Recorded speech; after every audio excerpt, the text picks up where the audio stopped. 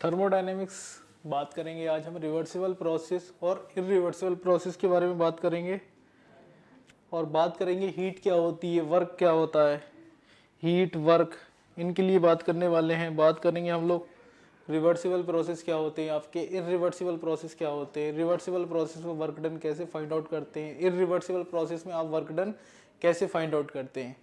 तो इन सब के लिए बात करने वाले हैं। ये टॉपिक भी काफ़ी इंपॉर्टेंट है क्योंकि इसमें वर्क डन के ऊपर आपके बहुत ढेर सारे न्यूमेरिकल पूछे जाते हैं कि आपका प्रोसेस एडियाबैटिकल प्रोसेस है, आइसोथर्मल रिवर्सिबल वर्क डन बताइए, एडियाबैटिकल रिवर्सिबल प्रोसेस है आपका, इसमें आपको वर्क डन निकालना है। तो सबके लिए आपके फार्मूले अलग अलग होंगे। अगर आप इरिवर्सिबल के लिए निकालेंगे वर्क डन तो उसका फार्मूला अलग होगा। प्रोसेस देखना पड़ेगा कि आइसोथर्मल है या एडियाबैटिक प्रोसेस है, तो सबके लिए आपके फार्मूले अलग अलग होंगे और बहुत इजी है रिवर्सिबल। सबसे पहले बात करेंगे रिवर्सिबल प्रोसेस और इसी के साथ सेकंड होगा आपका इरिवर्सिबल प्रोसेस। तो आपको ये पता होना चाहिए कि रिवर्सिबल प्रोसेस क्या होते हैं और इरिवर्सिबल प्रोसेस क्या होते हैं। दोनों के बारे में हम लोग बात करने वाले हैं। बहुत इंपॉर्टेंट टॉपिक है ये, बहुत स्टार मार्क कर देंगे, बहुत ही ज़्यादा इंपॉर्टेंट है क्योंकि यहाँ से ही आपको वर्क डन फाइंड आउट करना है। वर्क डन आपको फाइंड आउट करना है तो आपको प्रोसेस पता होना चाहिए कि रिवर्सिबल प्रोसेस है कि इरिवर्सिबल प्रोसेस है और रिवर्सिबल प्रोसेस होता क्या है, इरिवर्सिबल प्रोसेस क्या होता है। तो सारी चीज़ें आपको पता होना चाहिए। अगर आपको ये सारी चीज़ें पता नहीं होंगी तो क्वेश्चन फंसेंगे आपके। तो सबसे पहले हम बात करेंगे रिवर्सिबल प्रोसेस की। रिवर्सिबल प्रोसेस अगर मैं बात करूंगा रिवर्सिबल प्रोसेस क्या होते हैं, तो रिवर्सिबल प्रोसेस की अगर मैं बात करूंगा तो हर एक स्टेप में रिवर्सिबल प्रोसेस में क्या होता है कि अगर मेरा ये पिस्टन है, यहाँ इसमें मैंने गैस भर दी, पिस्टन या इस पोजीशन पे था, ये बहुत अच्छे से समझ में आएगा। ये अभी एक एग्जांपल लेके भी समझाएंगे इसको। ये गैस है पिस्टन के अंदर, ये प्रेशर गैस होगा, गैस का प्रेशर होगा, पिस्टन है ये आपका क्या है, पिस्टन लगा हुआ है, ये पिस्टन लगा हुआ है, क्या है ये पिस्टन है। तो ये क्या करेगा, ये पिस्टन क्या करेगा, ऊपर मूव करेगा। वो जैसे जैसे अगर गैस क्या करेगी, एक्सपेंड कर रही है, गैस मेरी एक्सपेंड करेगी, गैस अगर एक्सपेंड करेगी तो पिस्टन ऊपर की तरफ भागेगा। पिस्टन अगर ऊपर की तरफ भागेगा तो ये पिस्टन आपका ऊपर की तरफ भागा। तो रिवर्सिबल और इरिवर्सिबल प्रोसेस क्या होते हैं, तो दोनों में डिफरेंस की बात करेंगे कि पहले बात करेंगे हम रिवर्सिबल प्रोसेस की।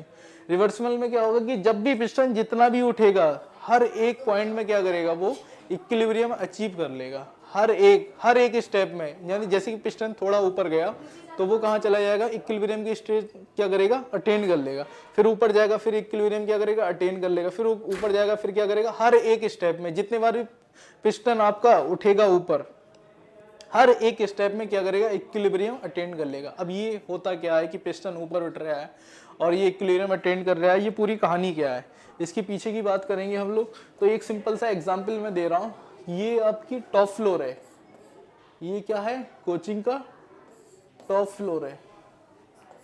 अगर हम बात करेंगे तो आपको क्या है, टॉप फ्लोर से नीचे की तरफ जाना है, तो आपने क्या किया, सीढ़ियाँ लेना स्टार्ट कर दी। ये आप नीचे आते रहे कुछ इस तरीके से, ये क्या आ गए, आप ग्राउंड फ्लोर पे आ गए, यहाँ आ गए, ये हो गया आपका ग्राउंड फ्लोर। क्या है ये, आपका ग्राउंड फ्लोर है। तो रिवर्सिबल प्रोसेस क्या होता है उसी के लिए बात कर रहे हैं हम लोग। तो पहले मैं ये थोड़ा साफ कर दें। तो मैंने क्या किया कि यहाँ पे एक बंदा खड़ा हुआ था, ये भाई साहब खड़े हुए हैं, इनको अब नीचे जाना है। तो एक तरीका ये है कि ये इधर से सीधे नीचे कूद जाए तो नीचे आ जाएंगे। ये आपका ग्राउंड फ्लोर है, ये ग्राउंड फ्लोर की सरफेस है, ग्राउंड फ्लोर की आपकी क्या है, सरफेस है। तो एक तरीका ये है कि ये भाई साहब क्या करें, यहां से सीधे नीचे कूद जाए, यानी कि एक ही स्टेप में आ गए। देखेंगे ना, आपने क्या किया, जंप मार दी। आप टॉप फ्लोर पर खड़े हुए थे, आपको नीचे ग्राउंड पे जाना है, जल्दी जाना है, तो आप क्या करेंगे, बाहर से ही कूद गए। कूद के नीचे पहुंच गए, नीचे नहीं पहुंचेंगे सीधे ऊपर पहुंच जाएंगे, ऐसी होगा ना। अगर आपने जंप लगा दी टॉप फ्लोर से, ये टॉप फ्लोर है, टॉप फ्लोर है आपका, अगर आपने यहां से जंप लगा दी टॉप फ्लोर पे से, अगर आपने जंप लगा दी यहां से सीधे नीचे कूद गए, यानी कि एक ही स्टेप में आपने पूरी कहानी कर दी। आपने क्या किया कि टॉप फ्लोर थे, टॉप फ्लोर से सीधे सीधे कहाँ गए, ग्राउंड पे आ गए। एक तरीका तो ये है। दूसरा तरीका क्या है कि आप यहाँ से चले फिर यहाँ आ गए, यहाँ पे कुछ देर रुके, ठहरे, आराम किया, फिर चले, फिर यहाँ आ गए, यहाँ से चले, फिर यहाँ आ गए। मतलब हर एक स्टेप में आप क्या कर रहे हैं, रेस्ट पे जा रहे हैं। हर एक स्टेप में आप क्या कर रहे हैं, रेस्ट पे जा रहे हैं। तो अगर आप हर एक स्टेप में क्या हो रहे हैं, रेस्ट पे जा रहे हैं। जैसे कि मैंने क्या किया कि मैं ऐसे खड़ा हुआ था, मुझे नीचे उतरना सीढ़ियों से, तो मैं नीचे गया और रुक गया। जैसे कि मैं यहाँ पे ऐसा खड़ा हुआ हूँ, बिल्कुल स्ट्रेट खड़ा हुआ हूँ, तो मैं इक्विलिब्रियम की पोजीशन में हूँ ना। इक्विलिब्रियम समझते हैं ना कि बॉडी का कोई मूवमेंट ही नहीं हो रहा है, बॉडी अपनी क्या रेस्ट पे है। तो बॉडी कैसी है, अपनी पूरी रेस्ट पे है, कोई मूवमेंट नहीं हो रहा। नेट फोर्स कैसा है, जीरो है। अगर मैं यहाँ पे खड़ा हुआ हूँ तो ये कैसा इक्विलिब्रियम होगा, मैकेनिकल इक्विलिब्रियम है, यानी कि नेट फोर्स अगर निकालेंगे तो कैसे होंगे, जीरो ही होंगे। तभी तो मैं खड़ा हुआ हूँ यहाँ पे। फोर्स की डायरेक्ट, अगर किसी भी एक फोर्स का मैग्नीट्यूड अगर ज्यादा हो गया तो नेट फोर्स अगर जीरो नहीं होगा तो कहीं मैं, जहाँ का फोर्स होगा वहीं मैं लुढ़क जाऊंगा। यहाँ फोर्स होगा तो यहाँ लुढ़केंगे, यहाँ होगा तो यहाँ लुढ़कने लगेंगे। इसलिए तो मैंने क्या किया, अगर मैं इस तरीके से खड़ा हुआ, फिर मैंने क्या किया, एक कदम आगे बढ़ाया, फिर एक सीढ़ी पे, स्टेयर पे फिर मैं चला गया, तो ये हो गया मेरा इक्विलिब्रियम की पोजीशन पे आ गया। यहाँ आ गया, यहाँ भी आपको इक्विलिब्रियम मिल गया, यहाँ गए, यहाँ भी आपको इक्विलिब्रियम मिला, यहाँ गए, यहाँ भी आपको इक्विलिब्रियम मिला, यहाँ गए, यहाँ भी आपको इक्विलिब्रियम मिला। मतलब हर एक स्टेप में क्या मिला आपको, इक्विलिब्रियम। इक्विलिब्रियम का मतलब है कि आप बिल्कुल रेस्ट पे हैं, आपका कोई मूवमेंट ही नहीं हो रहा है, तो ये हो गया इक्विलिब्रियम। यानी कि एक एक स्टेप करके आप नीचे जा रहे हैं, एक एक स्टेप करके आप नीचे पहुंच गए। तो इस प्रोसेस को बोलते हैं, ये जो प्रोसेस है ऊपर से नीचे जाने का, इसको बोलते हैं हम लोग रिवर्सिबल प्रोसेस। क्या बोलेंगे, रिवर्सिबल प्रोसेस होगा। कैसा प्रोसेस होगा, रिवर्सिबल प्रोसेस। क्लियर। अगर सीधे यहां से मैं नीचे, यहां छलांग लगा दी मैंने, अगर मैं कूद गया यहां से सीधे यहां कूद गया, एक ही बार में नीचे पहुंच गया, तो ये हो गया आपका इररिवर्सिबल प्रोसेस। कैसा प्रोसेस हो गया, इररिवर्सिबल। ये हो गया आपका इररिवर्सिबल प्रोसेस। क्लियर। आप हर एक स्टेप में क्या कर रहे हैं, इक्विलिब्रियम अचीव कर रहे हैं। यहां से नीचे इक्विलिब्रियम पे आ गए। इक्विलिब्रियम का मतलब है कि आपकी बॉडी रेस्ट पे आ गई, कोई मूवमेंट नहीं हो रहा है, तो आप इक्विलिब्रियम में। फिर आप हर एक स्टेप में क्या कर रहे हैं, इक्विलिब्रियम अटेंड कर रहे हैं। यहाँ इक्विलिब्रियम कहाँ होगा, ये इनिशियल पॉइंट था, ये आपका इनिशियल पॉइंट है, और ये क्या है यहाँ पे, ये फाइनल पॉइंट यहाँ हो गया, और ये यहाँ पे ये भी फाइनल पॉइंट है। तो इक्विलिब्रियम, अगर मैं इररिवर्सिबल प्रोसेस की बात करूंगा तो इक्विलिब्रियम आपको इनिशियल पॉइंट और फाइनल पॉइंट पे मिलेगा, बीच में कहीं आपको इक्विलिब्रियम मिलने वाला नहीं है। ये पूरा प्रोसेस जो आप कर रहे हैं, ये वाला ऊपर से जो आपने छलांग लगा दी है, यहाँ बीच में कहीं भी आपको इक्विलिब्रियम अटेंड होगा ही नहीं, अटेंड नहीं कर पाएंगे। आप हवा में है ना, तो आप छत पे से कूदे नीचे, तो जब तक आप जमीन पर नहीं जाएंगे आप हवा में ही रहेंगे, तो बीच में कहीं आपको ऐसा लगेगा कि आप कहीं रेस्ट पे चले गए, तो आपकी बॉडी लगातार कंटिन्यू क्या करेगी, नीचे आने लगेगी, लगातार नीचे आ रही है, तो आप उस पॉइंट पे कहीं पे भी इक्विलिब्रियम अटेंड नहीं कर पाएंगे। तो इक्विलिब्रियम आपको कहाँ मिलेगा, इनिशियल पॉइंट पे मिलेगा और फाइनल पॉइंट पे मिलेगा, और कहीं भी आपको इक्विलिब्रियम नहीं मिलेगा। तो ये वाला प्रोसेस आपका कैसा हो गया, ये हो गया रिवर्सिबल प्रोसेस। कैसा प्रोसेस हो गया, रिवर्सिबल। अगर मैं इसकी बात कर रहे हैं, इनिशियल से आप सीधे सीधे फाइनल पे आ गए, इनिशियल से सीधे फाइनल पे आ गए, तो ये हो गया आपका इररिवर्सिबल प्रोसेस हो गया। ये देख रहे हैं ना कि इसमें टाइम ज्यादा लगेगा, मतलब हर एक स्टेप में आप चल रहे हैं, चले रुके, तो इसमें टाइम बहुत ज्यादा लगेगा। मतलब टाइम कैसा कंज्यूम होगा, इनफाइनाइट टाइम आपका कैसा कंज्यूम होगा, इनफाइनाइट टाइम लगेगा आपको। ठीक है। इसमें आपका टाइम कैसा होगा, अगर मैं इररिवर्सिबल प्रोसेस की बात करूंगा तो इसमें फाइनाइट टाइम होगा। कैसा होगा, फाइनाइट टाइम, मतलब इसमें टाइम कम लगेगा इन कंपेयर, और इसमें कैसा लगेगा, आपको ज्यादा टाइम लगेगा। अगर इसमें मैं बात करूंगा रिवर्सिबल प्रोसेस में, अगर मैं बात करूंगा तो ये आपका आइडल प्रोसेस होगा। कैसा प्रोसेस है, ये आइडल प्रोसेस है। कैसा प्रोसेस है, आइडल प्रोसेस है। ये क्या हुआ, कैसा प्रोसेस है, आइडल प्रोसेस है। और ये आपका कैसा प्रोसेस होगा, इरिवर्सिबल वाला, ये आपका रियल प्रोसेस है जो आपकी रियल लाइफ में एग्जिस्ट करता है, रियल प्रोसेस। वो आइडल प्रोसेस है, हाइपोथेटिकल प्रोसेस है, वो कहीं एग्जिस्ट नहीं करता है। ये आइडल प्रोसेस कहीं भी आपके एग्जिस्ट नहीं करते हैं रियल लाइफ में। तो आपका एग्जिस्ट करेगा इरिवर्सिबल प्रोसेस। इरिवर्सिबल प्रोसेस आपकी लाइफ में क्या करता है, एग्जिस्ट करता है। तो रिवर्सिबल प्रोसेस क्या था कि एक एक स्टेप में क्या कर रहे हैं हम लोग, नीचे आ रहे हैं, हल्के हल्के हल्के हल्के नीचे आ रहे हैं। तो ये हो गया आपका रिवर्सिबल प्रोसेस। और एक इनिशियल पॉइंट से सीधे फाइनल पॉइंट पर आ गए, बीच में कहीं भी हमें इक्विलिब्रियम अटेंड करने नहीं मिला, तो वो हो गया आपका इरिवर्सिबल प्रोसेस। ये फाइनाइट टाइम में होगा, जल्दी हो जाएगा ना। हवा में आप मतलब टॉप फ्लोर से नीचे छलांग लगाई तो जल्दी नीचे पहुंचेंगे। अगर आप सीढ़ियों के से आएंगे तो आपको टाइम ज़्यादा लगेगा। वही इसको बोल दिया गया सिंपल कि इनफाइनाइट टाइम लगेगा। ये आइडल प्रोसेस है। रिवर्सिबल प्रोसेस में क्या होगा कि आपकी गैस कैसी होगी, आइडल होगी। अगर इसमें बात करेंगे इनिशियल पॉइंट पे, इनिशियल पॉइंट पे इक्विलिब्रियम मिलेगा, फाइनल पॉइंट पे इक्विलिब्रियम अगर मिलेगा, एवरी स्टेप मतलब जितने भी स्टेप होंगे हर एक स्टेप में क्या करेगा, ये इक्विलिब्रियम अटेंड करेगा। जितने भी आपके स्टेप होंगे, जितने भी आपके स्टेप होंगे सब में क्या करेगा, इक्विलिब्रियम अटेंड करेगा। और ये प्रोसेस कैसा होगा आपका, स्लो होगा, स्लो प्रोसेस होगा। कैसा प्रोसेस होगा, स्लो होगा। और ये प्रोसेस आपका कैसा होगा, फास्ट होगा। कैसा प्रोसेस होगा, ये फास्ट प्रोसेस होगा।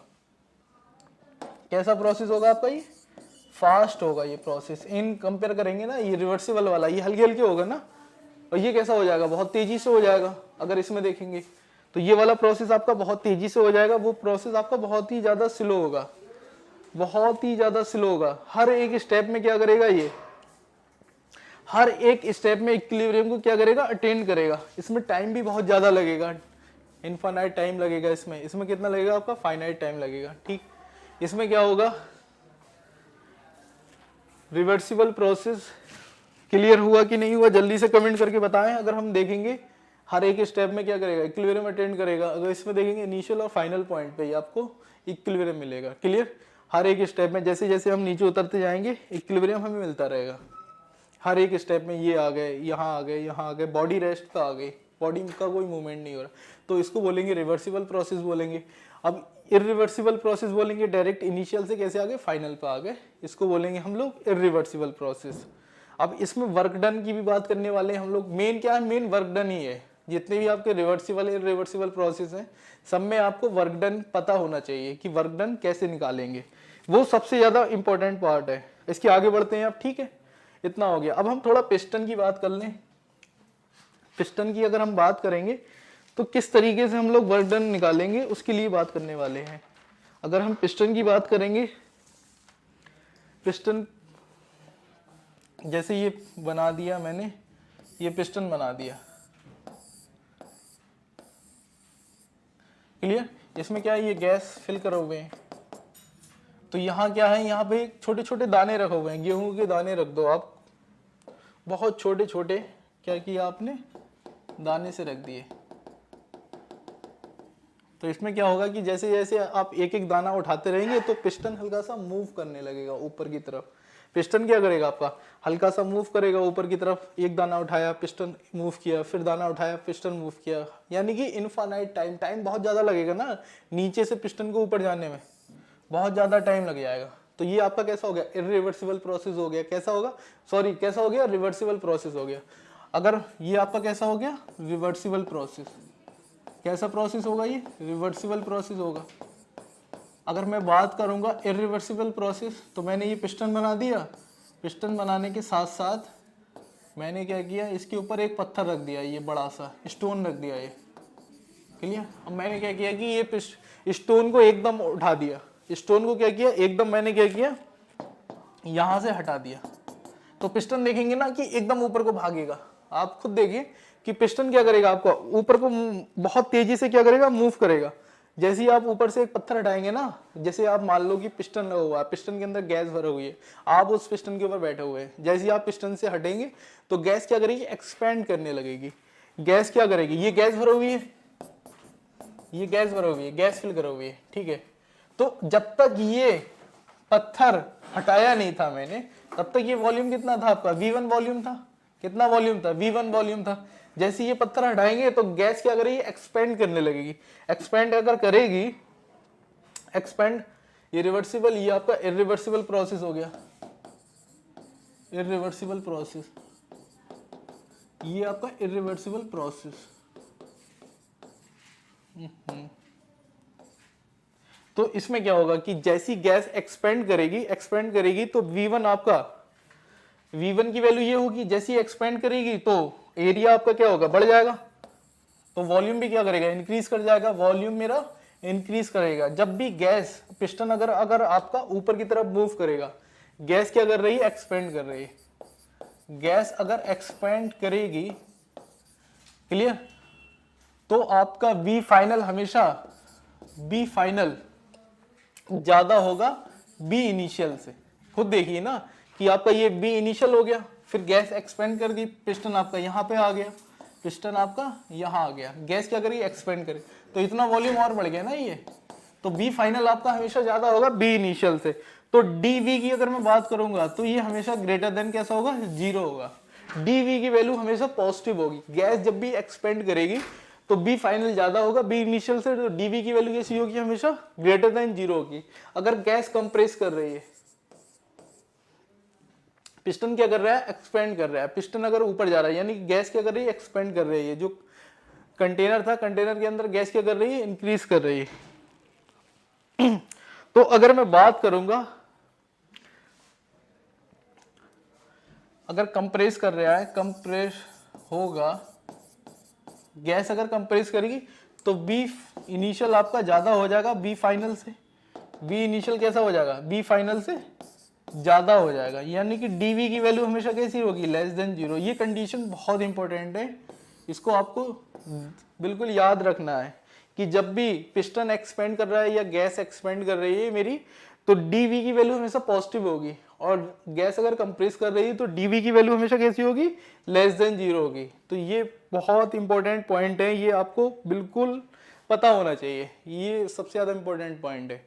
गैस एक्सपेंड कर रही है, एक्सपेंड कर रही ना, तो वॉल्यूम क्या हो रहा है, पहले ये वॉल्यूम था, एक्सपेंड किया तो वॉल्यूम बढ़ गया, तो B फाइनल ज्यादा हो गया। DV की वैल्यू हमेशा कैसी होगी, पॉजिटिव होगी। कंप्रेस कर रही है तो फाइनल आपका, इनिशियल आपका इतना था, फिर कंप्रेस कर गई, फाइनल घट गया, तो फाइनल अगर आपका घट गया तो DV कैसा हो गया, लेस देन 0, क्योंकि DV क्या है, फाइनल माइनस इनिशियल है, तो DV की वैल्यू कैसी हो गई, कम हो गई हमेशा। तो ये आपका रिवर्सिबल इरिवर्सिबल प्रोसेस था, reversible irreversible process, reversible irreversible process थे ये, ठीक है। तो इसके बाद फिर हम करेंगे हीट की बात करेंगे, अब हम हीट के बाद फिर वर्क की बात करेंगे, फिर वर्क डन निकालेंगे, सारे जितने भी आपके आइसोकोरिक प्रोसेस, आइसोबैरिक प्रोसेस और आपके isothermal process, reversible process, irreversible process, सबके लिए किसकी बात करेंगे हम लोग, वर्क डन की बात करेंगे। तो अब हम बात करने वाले हैं हीट की। हीट क्या होती है, कोई बताएगा, व्हाट इज हीट, हीट क्या होती है, हीट हीट हीट क्या होती है, हीट का नाम बहुत सुना होगा आपने। हीट क्या होती है, कोई कमेंट करके बताएगा, हीट क्या होती है। हीट नाम तो बहुत सुना होगा, हीट, हीट क्या होती है, जल्दी जल्दी कोई कमेंट करके बताएगा, नाम बहुत सुना है आपने। हीट, हीट एनर्जी का ट्रांसफर होगा। हीट क्या होगी आपकी, सिंपल सी एनर्जी का ट्रांसफर जब सिस्टम से सराउंडिंग की तरफ या सराउंडिंग से सिस्टम की तरफ हो रहा है। कुछ भी हो सकता है ना, कि एनर्जी आपकी ट्रांसफर हो सकती है सिस्टम से सराउंडिंग की साइड भी हो सकती है और सराउंडिंग से सिस्टम की तरफ भी हो सकती है, लेकिन ड्यू टू टेम्परेचर डिफरेंस की वजह से जितनी भी आपकी एनर्जी का ट्रांसफर होता है उसको आप क्या बोलते हैं, हीट बोलते हैं।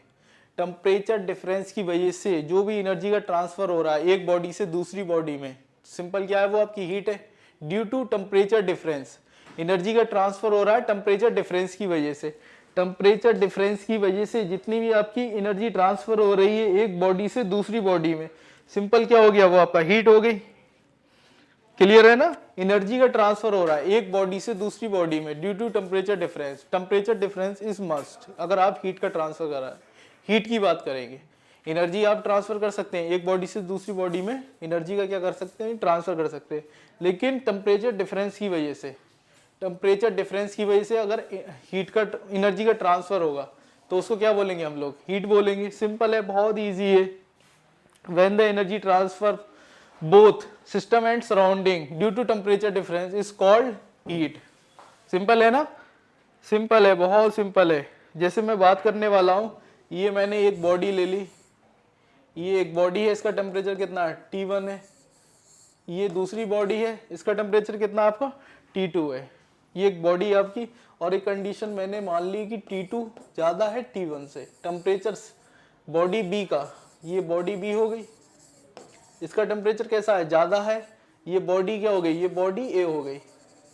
सिस्टम या बॉडी जो भी है, जो भी आप नाम दे, इसका मास कितना होगा, इसका मास होगा आपका m1, इसका मास कितना होगा m2, और इसकी हीट कैपेसिटी कितनी होगी C1, इसकी हीट कैपेसिटी C2 होगी। अभी तो ये दोनों बॉडी अलग अलग रखे हुए हैं। अब मैंने क्या किया कि बाद में फिर क्या किया, इन बॉडी को दोनों को मिला दिया, दोनों बॉडी को क्या किया, कंबाइंड कर दिया। दोनों बॉडी को जैसे ही मिलाया, जैसे ही मैंने दोनों बॉडी को मर्ज किया, तो क्या हुआ कि एनर्जी का फ्लो हो गया। एनर्जी का फ्लो आपको पता है कि हाई टेम्परेचर से कहाँ होता है, लोअर टेम्परेचर की तरफ होता है। एनर्जी मेरी जो फ्लो करेगी वो हाई टेम्परेचर से लो टेम्परेचर की तरफ फ्लो करेगी, और तब तक फ्लो करती रहेगी जब तक दोनों का टेम्परेचर सेम नहीं हो जाता है। जब मैंने दोनों बॉडी को क्या किया, मर्ज कर दिया, दोनों बॉडी को मर्ज किया, तो टेम्परेचर, तो एनर्जी का क्या हो गया, फ्लो स्टार्ट हो गया। एनर्जी कहाँ से फ्लो हुई आपकी, T2 से T1 की तरफ, यानी कि जितनी हीट इसने रिलीज की T2 ने, उतनी ही हीट इसने क्या की, गेन कर ली। T2 ने जितनी हीट रिलीज की, उतनी ही हीट T1 ने क्या की, गेन कर ली। बॉडी 2 ने जितनी एनर्जी आपकी ट्रांसफर की, उतनी ही एनर्जी क्या की, गेन कर ली। किसने, T1 ने। सिंपल है, एनर्जी कंजर्वेशन हो गया ना, कि जितनी भी हीट सप्लाई, हीट क्या की, बॉडी ए ने जितनी हीट क्या की, एब्जॉर्ब की, उतनी ही हीट रिलीज की किसने, बॉडी बी ने। सिंपल, आप देखेंगे ना कि बॉडी ए ने जितनी हीट अगर मैं बात करूंगा, ये ए है और ये बी है, दोनों की बात करेंगे, तो heat gain by heat gain by A ने जितनी हीट क्या की, गेन की, उतनी ही heat release by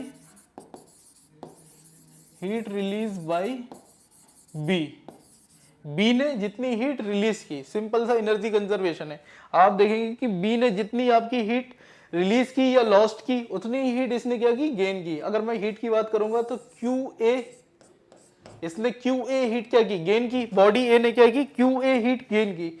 body B ने क्या किया, माइनस QB हीट क्या की, रिलीज की।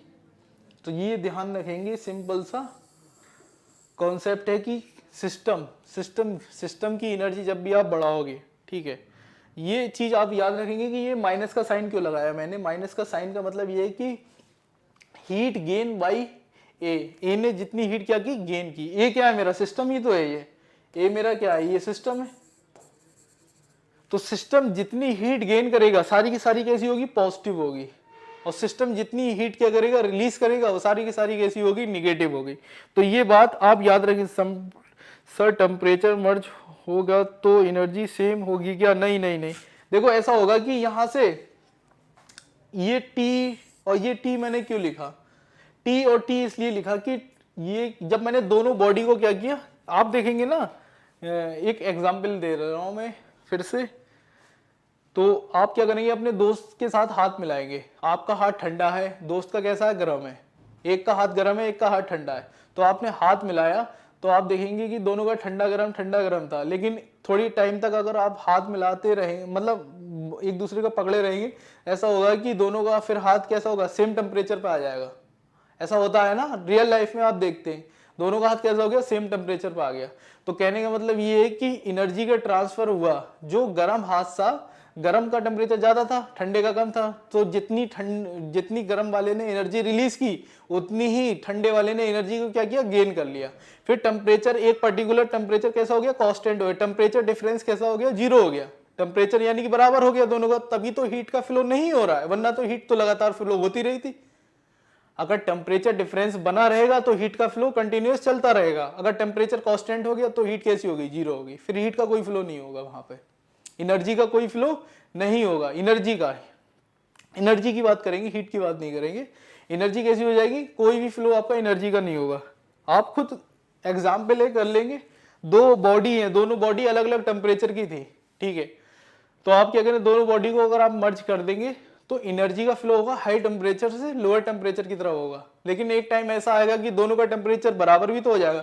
यहाँ से टेम्परेचर इसका घटता रहा, इसका टेम्परेचर डिक्रीज करता रहा, इसका टेम्परेचर क्या किया, इंक्रीज करता रहा। तो एक टाइम पर्टिकुलर ऐसा भी तो आएगा, इक्विलिब्रियम का टाइम होता है जहां पे दोनों का टेम्परेचर कैसा हो गया, सेम हो गया, थर्मल इक्विलिब्रियम जो हमने पढ़ा था।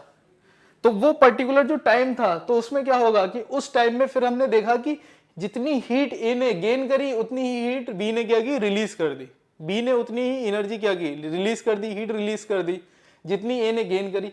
तो ए ने गेन करी तो वो तो पॉजिटिव, जब आपने सिस्टम की एनर्जी बढ़ाई ना, किसी को आपने खाना दिया तो उसकी एनर्जी क्या की, आपने बढ़ा दी, तो वो पॉजिटिव लेंगे हमेशा। अगर आप कोई लेबर है, उसको आपने खाना खिलाया तो उसकी एनर्जी आपने बढ़ा दी, क्लियर है, तो वही मैंने पॉजिटिव लिया, उसकी एनर्जी आपने बढ़ा दी, क्लियर। अब दूसरे भाई साहब थे, दूसरे वालों ने क्या किया, अपनी एनर्जी को रिलीज कर दिया, मतलब अपनी एनर्जी नहीं बढ़ाई, अपनी एनर्जी को कम कर दिया। तो जब भी अपनी एनर्जी को कम करेंगे तो हमेशा माइनस में होगी। देखो, सिस्टम की एनर्जी जब भी बढ़ाओगे तो पॉजिटिव, सिस्टम को आपने क्या किया, सिस्टम की आप एनर्जी बढ़ा रहे हैं। एनर्जी कैसे बढ़ा रहे हैं, हीट सप्लाई किया। एक तरीका यह है कि आप सिस्टम के ऊपर हीट सप्लाई करो, और दूसरा एनर्जी कैसे बढ़ाएंगे सिस्टम की, सिस्टम को हीट सप्लाई कर दिया आपने, तो आपने सिस्टम की एनर्जी बढ़ा दी, तो वो पॉजिटिव लेंगे। Heat supply on the system, अब बाय द सिस्टम होगा तो नेगेटिव हो गई। सिस्टम की एनर्जी आपने क्या की, कम कर दी। सिस्टम की एनर्जी कैसे कम कर सकते हैं आप, उससे क्या करो, या तो वर्क करा लो या हीट का ट्रांसफर करा दो, सिंपल दो तरीके। तो अभी हम हीट की बात कर रहे हैं, तो हीट ही की बात करेंगे। ए ने जितनी हीट गेन की उतनी ही हीट बी ने क्या की, रिलीज कर दी। क्यू ए बराबर कितना हो गया, माइनस का क्यू बी हो गया। अगर मैं heat supply on the system करेंगे तो पॉजिटिव लेंगे, और heat supply by the system करेंगे तो निगेटिव लेंगे। तो जब भी कोई स्क्रीनशॉट लेना है जल्दी से ले लें, बहुत इंपॉर्टेंट टॉपिक है ये। फिर यहीं से ही अगर आपका टॉपिक यहाँ क्लियर हो गया तो न्यूमेरिकल कुछ नहीं है, फिर रद्दी है बिल्कुल। यहाँ पे ये एक सिस्टम है, इसको समझिए, बहुत इंपॉर्टेंट टॉपिक है ये। सिस्टम है ये आपका, सिस्टम की आप एनर्जी कैसे बढ़ाएंगे, सिस्टम की एनर्जी को क्या करना है, मुझे इंक्रीज करना है। एनर्जी अगर मुझे इंक्रीज करना है सिस्टम की एनर्जी कैसे इंक्रीज कर सकता हूं, मैंने इसके अंदर हीट सप्लाई कर दी, यानी कि क्यू क्या किया, क्यू की हीट मैंने क्या की, सप्लाई कर दी। सिस्टम को क्यू दिया, तो क्यू जब भी आप सिस्टम को देंगे तो हमेशा कैसा लेंगे, क्यू पॉजिटिव लेंगे। सिस्टम की एनर्जी जब भी आप बढ़ाएंगे in the terms of heat supply करके, हीट सप्लाई कर दिया आपने सिस्टम के ऊपर, तो क्यू कैसा लेंगे, पॉजिटिव। अगर सिस्टम की एनर्जी कम कैसे होगी, एनर्जी डिक्रीज कैसे करेगी सिस्टम की, तो सिस्टम की एनर्जी हमेशा डिक्रीज करेगी जब सिस्टम क्या करेगा, हीट सप्लाई करेगा। Heat supply by system, heat supplied by system. System जब भी क्या करेगा, हीट को सप्लाई करेगा, तो कैसी होगी, वो निगेटिव होगी। अब heat gain by system, heat gain by system, जब भी सिस्टम क्या करेगा, हीट को गेन करेगा तो वो पॉजिटिव होगी, और हीट सप्लाई करेगा यानी कि सिस्टम की एनर्जी आपने क्या किया, कम कर दी। यहां पे सिस्टम की एनर्जी आपने बढ़ा दी, सिस्टम की एनर्जी कम कर दी, सिस्टम की एनर्जी आपने बढ़ा दी। तो हीट, अब दूसरे टर्म में क्या लिखा था, heat supply by on the system. System के ऊपर आप हीट सप्लाई कर दो तो वो सिस्टम की एनर्जी को बढ़ाएगा, तो कैसे लेंगे, हमेशा पॉजिटिव लेंगे। हीट गेन बाई सिस्टम हमेशा पॉजिटिव, सिस्टम की जब भी आप एनर्जी बढ़ाओगे तो हमेशा पॉजिटिव लेंगे। सिंपल ध्यान रखेंगे, कोई रटने रटाने वाली कोई जरूरत नहीं है। सिस्टम की एनर्जी बढ़ा रहे हैं पॉजिटिव, सिस्टम की एनर्जी कम कर रहे हैं निगेटिव। अब कैसे कम कर सकते हैं, कैसे बढ़ा सकते हैं, सिस्टम को आपने हीट सप्लाई कर दी तो हीट कैसी लेंगे, पॉजिटिव लेंगे, ठीक है। कैसी लेंगे, पॉजिटिव। अगर सिस्टम की एनर्जी आप कैसे कम कर सकते हैं, सिस्टम से आपने क्या किया, हीट को सप्लाई कर दिया, सिस्टम के द्वारा हीट सप्लाई हो गई, तो कैसी लेंगे, निगेटिव लेंगे। सिस्टम को देंगे तो पॉजिटिव, सिस्टम देगा तो निगेटिव लेंगे। सिस्टम को जितनी हीट मिलेगी सारी की सारी पॉजिटिव लेंगे, सिस्टम हीट देगा तो निगेटिव लेंगे, बस और कुछ भी नहीं रटना है। सिर्फ सिंपल इतनी बात आपको याद रखना है कि सिस्टम को हीट देंगे पॉजिटिव, सिस्टम हीट देगा निगेटिव, सिस्टम को हीट देंगे पॉजिटिव, सिस्टम हीट देगा नेगेटिव।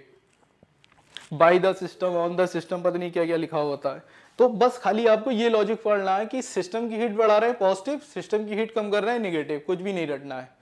क्लियर? तो ये आपकी क्या थी? सिंपल हीट थी। हीट हीट हीट, ये आपकी हीट थी। अब हम बात करेंगे work done. Work done, work done क्या होता है? वर्क डन की अगर मैं बात करूंगा, बहुत ज्यादा मोस्ट इंपॉर्टेंट टॉपिक है ये आपका वर्क डन। वर्क डन कौन बताएगा?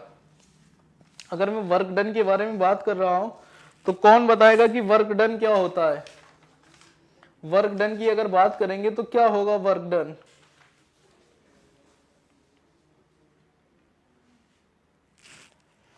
वर्क डन क्या होगा? वर्क डन, वर्क डन नाम सुना है ना, फिजिक्स में भी बहुत ज्यादा नाम सुना होगा वर्क डन। वर्क डन की बात कर रहे हैं।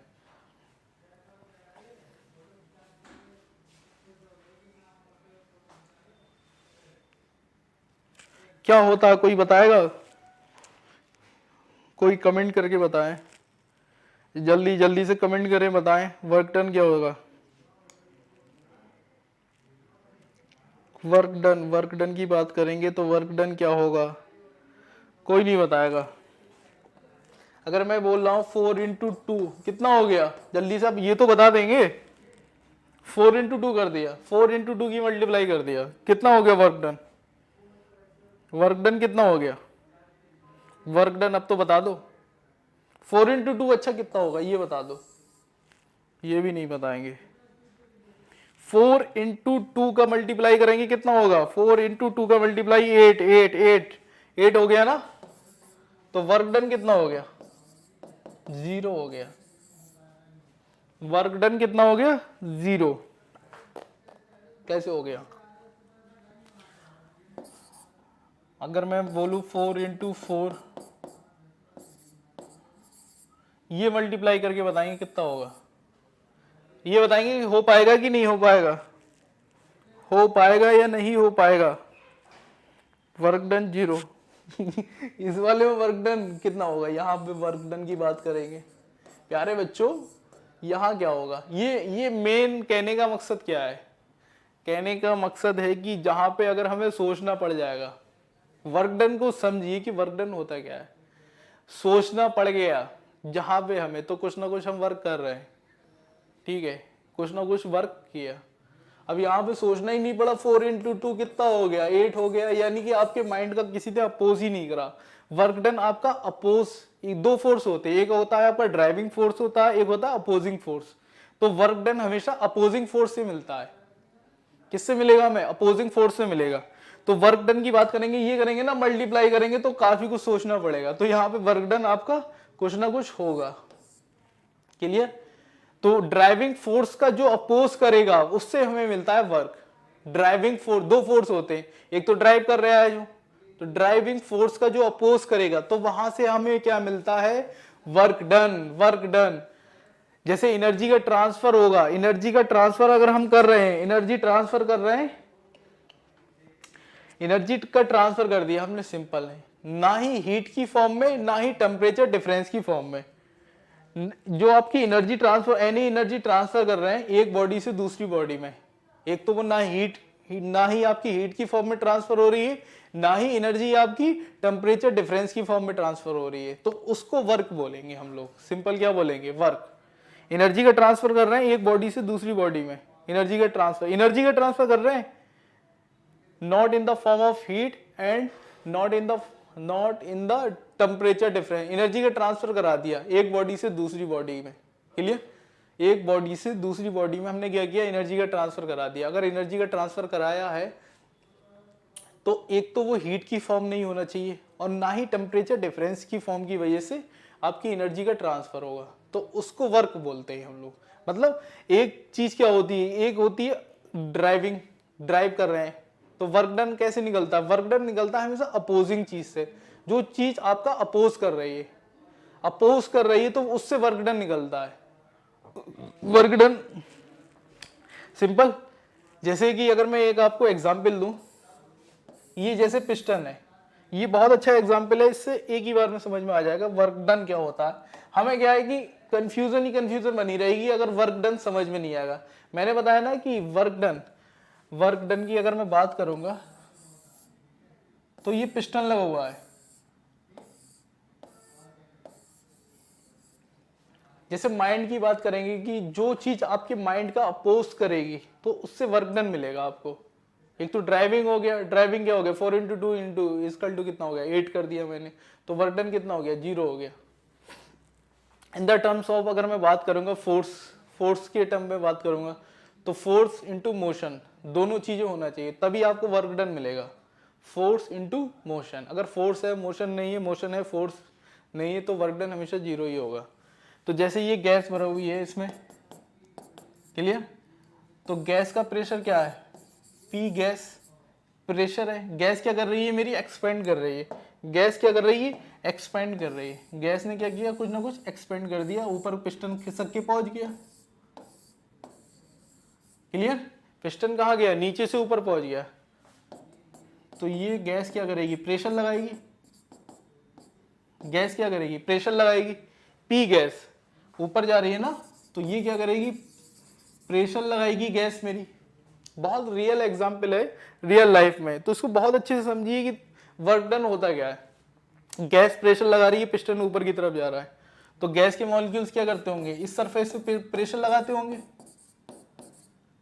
सरफेस पे प्रेशर लगा रहे हैं ना, तो ये जो गैस अगर एक्सपेंड कर रही है, गैस क्या कर रही है, एक्सपेंड कर रही है, पिस्टन ऊपर की तरफ जा रहा है, तो गैस के मॉलिक्यूल्स भी क्या कर रहे हैं, प्रेशर लगा रहे हैं। तो गैस के मॉलिक्यूल्स क्या हो गए, ड्राइविंग हो गए, मतलब ड्राइव करा रहे हैं, पिस्टन को क्या करा रहे हैं, ऊपर की तरफ ड्राइव करा रहे हैं। तो वर्क की अगर मैं बात करूंगा, तो वर्क की बात करेंगे तो यहां से कुछ ना कुछ एटमॉस्फेरिक प्रेशर लगता होगा, यहाँ पी एक्सटर्नल लगता होगा। पी एक्सटर्नल आपका कुछ ना कुछ प्रेशर, बाहर का प्रेशर कुछ ना कुछ लगता होगा ना इसके ऊपर। तो ये तो क्या कर रहा है, ये सपोर्ट कर रहा है, ये अपोज कर रहा है। ये पी एक्सटर्नल क्या कर रहा है, आपका अपोज कर रहा है। गैस क्या कर रही है, एक्सपेंड कर रही है, पिस्टन ऊपर की तरफ जा रहा है। तो गैस अगर एक्सपेंड कर रही है तो पी गैस क्या कर रही है, आपका सपोर्ट कर रही है। पी एक्सटर्नल क्या कर रहा है, आपका अपोज कर रहा है। तो वर्क डन हमेशा अपोजिंग चीज से आता है, ना कि सपोर्ट करने वाली चीज से। वर्क डन की अगर मैं बात करूंगा तो वर्क डन क्या होगा आपका, वर्क डन की अगर मैं बात करेंगे तो वर्क डन सिंपल सा आपका क्या हो जाएगा। वर्क डन की अगर मैं बात कर रहा हूं तो वर्क डन कितना होता है, माइनस का F into D x. Clear, मैंने क्या किया, नीचे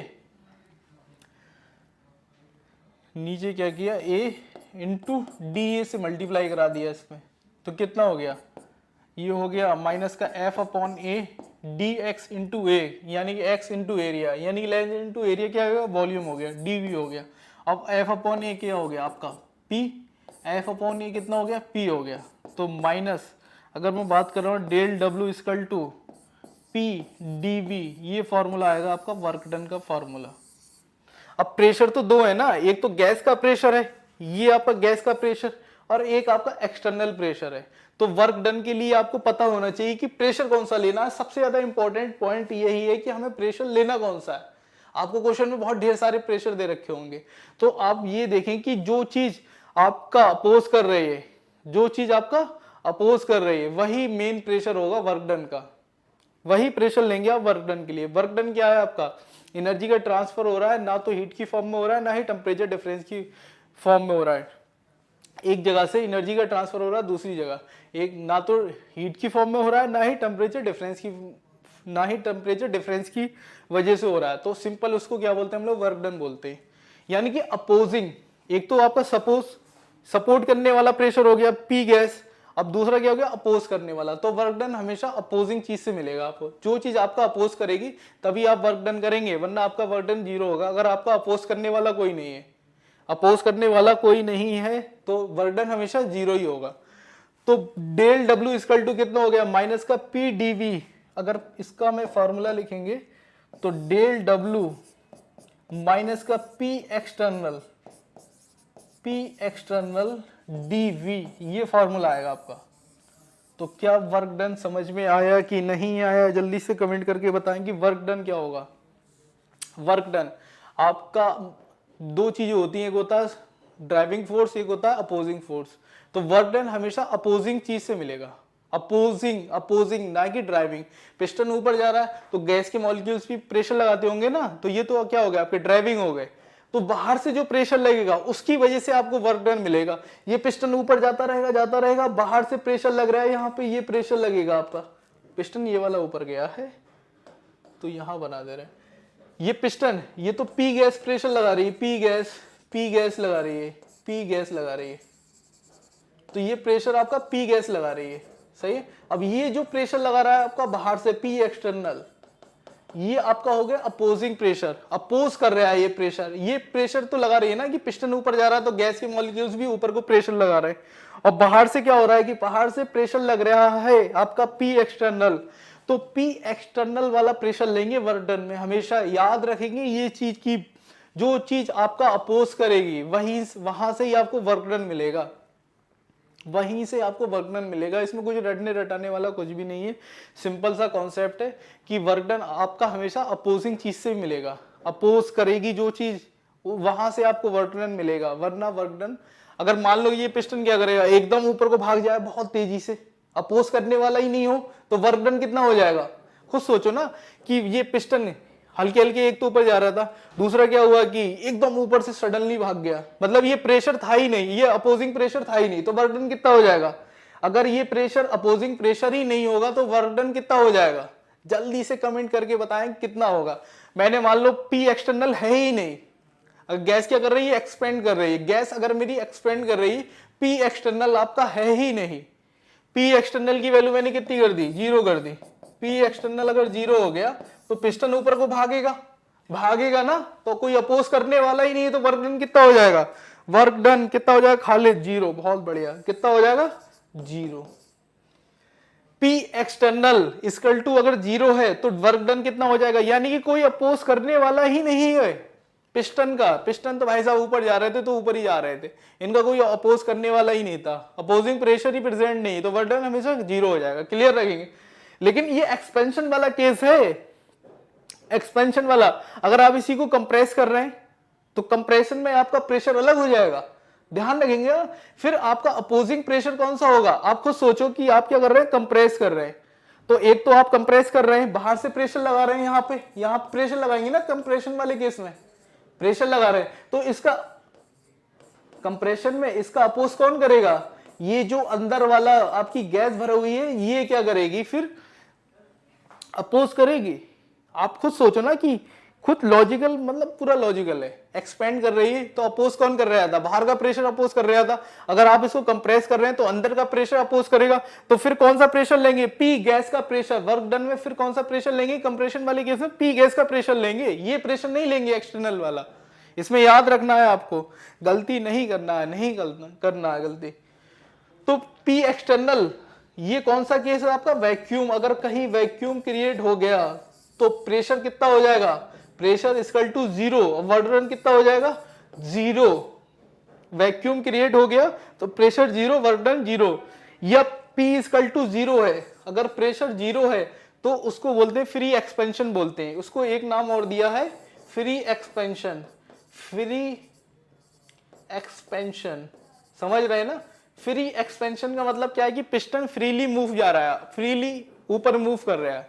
पिस्टन मेरा नीचे से सीधा ऊपर चला गया, एकदम जैसे दिखते हो एकदम भटाक ऊपर चला गया, कोई अपोज करने वाला ही नहीं था, तो work done 0, work done 0, work done 0। अगर वैक्यूम है, अगर वैक्यूम क्रिएट कर दिया है तो वर्क डन कितना होगा, 0 होगा। Vacuum create, work done 0। Clear है, वर्क डन सभी को क्लियर है, वर्क डन सभी को क्लियर है ना, जल्दी से कमेंट करके बताएं। वर्क डन में ध्यान रखेंगे कि अपोजिंग चीज से मिलेगा आपको वर्क डन, कुछ रटने रटाने वाला नहीं है। आपके माइंड का अपोज का हो रहा है तो यानी कि वर्क डन हो रहा है, आप पढ़ाई कर रहे हैं, मेहनत कर रहे हैं तो आप वर्क डन कर रहे हैं। क्लियर। अब वर्क डन क्या होगा कि work done on the system, system के ऊपर वर्क डन करोगे तो सिस्टम की एनर्जी बढ़ा रहे हैं, सिस्टम के ऊपर वर्क डन किया तो सिस्टम की एनर्जी क्या की, बढ़ा दी, तो वर्क डन कैसा लेंगे, पॉजिटिव, वर्क डन पॉजिटिव। अगर आप सिस्टम के द्वारा वर्क डन किया गया, सिस्टम की एनर्जी घटा दी, सिस्टम की एनर्जी घटा दी तो वर्क डन निगेटिव। ध्यान रखेंगे, छोटी छोटी बातें हैं, ध्यान रखेंगे। क्लियर है ना इतना। वर्क डन जल्दी से कमेंट करके बताएं क्या होगा, समझ में आया। क्वेश्चन बिल्कुल हलवा हो जाएंगे, क्वेश्चन बिल्कुल हलवा। वर्क डन समझ में आ गया तो क्वेश्चन वही हो गया। वैक्यूम लिख दिया, प्रेशर एक्सटर्नल कोई अपोज नहीं कर रहा है, वर्क डन 0, वर्क डन कैसा हो जाएगा 0। क्लियर है ना सभी को? क्लियर क्लियर, जल्दी कमेंट करके बता दे। मजा आ रहा है ना? थर्मो एकदम। तो आज इतना ही करते हैं हम लोग, फिर इसके बाद हम बात करेंगे नेक्स्ट लेक्चर में वर्क डन, अलग अलग प्रोसेस में वर्क डन कैसे निकालेंगे, रिवर्सिबल प्रोसेस में वर्क डन कैसे फाइंड आउट करेंगे, इरिवर्सिबल प्रोसेस में वर्क डन कैसे फाइंड आउट करेंगे। क्लियर? और अगर आपको क्वेश्चन में ये दे दिया कि रिवर्सिबल ही नहीं लिखा है, इरिवर्सिबल नहीं लिखा है, तो प्रोसेस कौन सा लेंगे, इन सब के ऊपर बहुत ढेर सारी बातें करेंगे और कोई भी डाउट नहीं रहेगा। थर्मोडायनेमिक्स के कुछ क्वेश्चन जो हमने लेक्चर कंप्लीट किए थे उनके बेसिस पे ही क्वेश्चन रहेंगे आपके, उसी के बेसिस पे आपके क्वेश्चन रहेंगे। जल्दी जल्दी आइए सब लोग, जल्दी जल्दी आइए।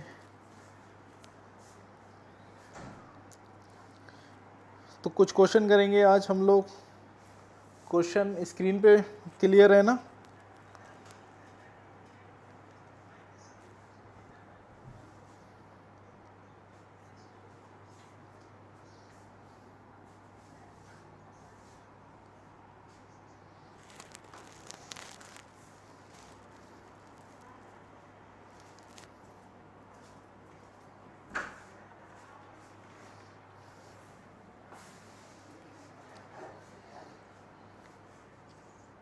शाम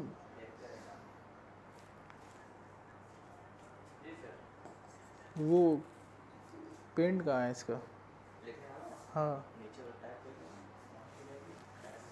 यहाँ नहीं नहीं, ये वो है ना PDF क्लब, ये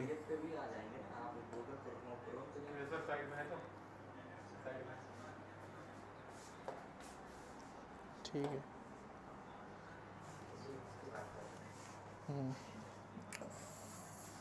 लिंक सेंड नहीं किया है क्या?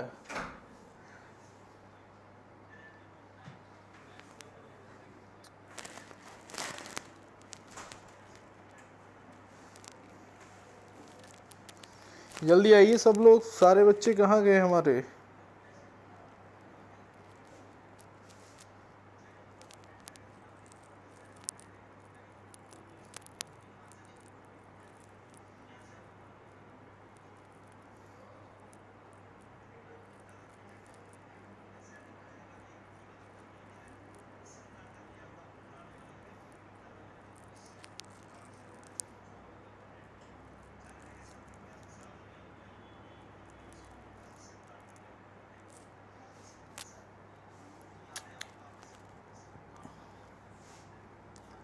तो क्वेश्चन करेंगे आज हम लोग, कुछ थर्मोडायनेमिक्स क्वेश्चन है, ये जितने टॉपिक आपके कंप्लीट हो गए थे उसी के ऊपर हमें कुछ क्वेश्चन करना है।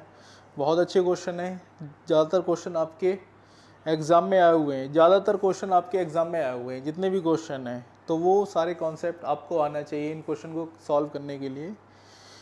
तो कैसे करेंगे क्वेश्चन, कैसे करेंगे हम ये क्वेश्चन, देखते हैं कैसे करेंगे। अगर पहले क्वेश्चन की मैं बात करूँगा, फॉर द आइडल गैस, किसके लिए बात कर रहे हैं हम लोग? क्वेश्चन है हमारा, फर्स्ट क्वेश्चन है जो आपका शीट में, जो बुकलेट में जितने भी आपके क्वेश्चन हैं, ये आपका फर्स्ट क्वेश्चन है। कह रहा है for the ideal gas the value of DE upon DV, और ये T क्या है? अगर आपको ब्रैकेट में DE अपॉन DV और ये T लिखा हुआ है इस टाइप से, स्क्रिप्ट में क्या दे रखा है? T दे रखा है। ये जो आपका स्क्रिप्ट है, स्क्रिप्ट में आपको T दे रखा है, यानी कि इसका मतलब है कि टेम्परेचर कैसा है मेरा? कांस्टेंट है। टेम्परेचर कैसा है? कांस्टेंट टेम्परेचर है। टेम्परेचर आपका कांस्टेंट हो गया। तो DE upon DV, DE upon DV की क्या वैल्यू होगी? टेम्परेचर अगर कांस्टेंट है तो DE अपॉन DV की वैल्यू क्या होगी? टेम्परेचर क्या है आपका? T को क्या कर दिया? कांस्टेंट कर दिया। तो आइडल गैस की केस में आपको पता था कि, आइडल गैस के केस में आपको पता था कि जो इंटरनल एनर्जी थी उसका फार्मूला क्या होता था? 3/2 kT, यानी कि जो इंटरनल एनर्जी का फंक्शन था वो टेम्परेचर पे डिपेंडेंट था। इंटरनल एनर्जी आपकी टेम्परेचर पे कैसी थी? डिपेंड, गुड इवनिंग, टेम्परेचर पे डिपेंड करती थी। इंटरनल एनर्जी आपकी टेम्परेचर पे डिपेंड है। टेम्परेचर अगर आपका कांस्टेंट है, टेम्परेचर कैसा है? कांस्टेंट है। अगर टेम्परेचर को कांस्टेंट कर दिया तो डी की वैल्यू आपकी कैसी हो जाएगी, डी आपको पता है ना कि टेम्परेचर कांस्टेंट है, डी आपका कैसा हो जाएगा, जीरो हो जाएगा, डी आपका कैसा हो जाएगा, जीरो। अगर ये नहीं होगा तो एक फार्मूला आपका ये भी होता है NCV dt, यानी कि ये क्या है आपका चेंज ऑफ टेम्परेचर है। अगर ये जीरो है तो डी आपका कैसा हो गया, जीरो हो गया, डी आपका कैसा हो गया, जीरो हो गया।